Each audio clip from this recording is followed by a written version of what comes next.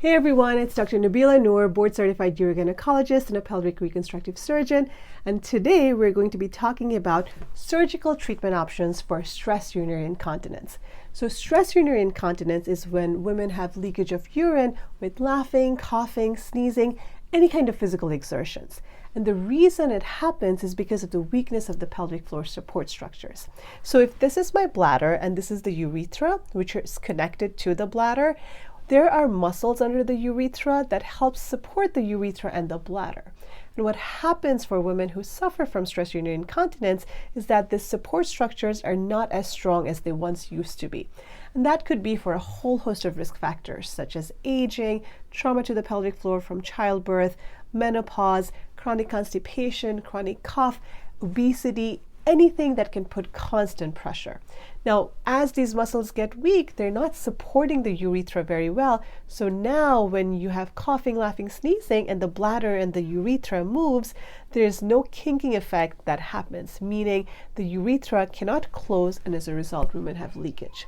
Now, as you can see, because this is an anatomic issue, when we talk about surgery to fix stress urinary incontinence, we're trying to address the anatomy. So the most common surgery that we do to help women with stress urinary incontinence is something called a sling procedure, where we put a tiny piece of mesh under the urethra, and the idea is that that mesh supports the urethra, and over time your own tissue grows into that mesh and recreates that support that the urethra is missing. So I have a sample of the mesh actually that I often show patients in the office. So if you can see, this is basically the mesh. It's the width of my pinky finger. It's made up of polypropylene. Your body doesn't reject it. Your body doesn't have a reaction to it, because those are some concerns a lot of my patients have. And just like I showed you before, the mesh goes under the urethra. So if the finger is my urethra, the mesh goes under the urethra and it supports it like a hammock. Now, all this is done through the vagina with a tiny incision. It's about 1.5 centimeters. It's about a 15 to 20 minute procedure. Most of the time we can even do this with a light sedation, kind of like a twilight sedation that you get when you have your colonoscopy. So you don't need to be intubated.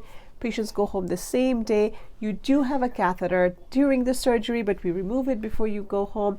Main restriction postoperatively, for about 4 to 6 weeks, we recommend that you don't do very heavy lifting. So nothing more than 10 pounds, which is essentially a gallon of milk, and then of course nothing in the vagina. Once patients have healed and recovered, they go back to their normal activities and no restrictions. The amazing thing about the sling is that, it's been really well studied, and yes, a lot of women are very concerned about mesh because they've only heard bad things, and I'll make a separate video about mesh to talk about some of the controversies and why it's safe to use these meshes now. But know that this is one of the most common surgeries that we do as urogynecologists, and the success rates from these procedures are amazing, and patients do very, very well. It's not uncommon for my patients to come back to see me in the post-op visit and say, I can't believe I waited this long and didn't get this surgery done. Now, in addition to the sling, there are other options. There's something called a bulking injection. So bulking injection is kind of like getting fillers injected into your urethra. So if this is the wall of the urethra, we can inject these materials into the walls of the urethra, and what that does is it thickens the wall of the urethra and narrows the hole through which urine comes out, and that can help prevent leakage. Now, one of the things that I tell my patients is that these bulking materials are not permanent. They do wear off, so sometimes patients may need repeat injections. For most of my patients, I've seen they might need 2 to 3 injections, and also the success rates are not as good as doing a sling procedure.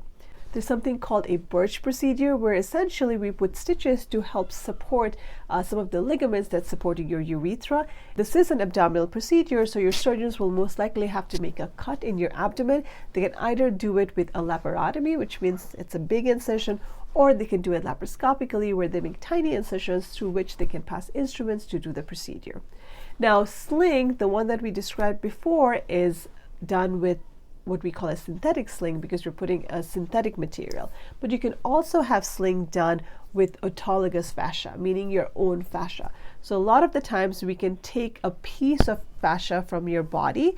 It's usually either from your abdominal wall or from your thigh, and use that to make a sling. But again, this is and use that fascia to use as a sling to help with the leakage.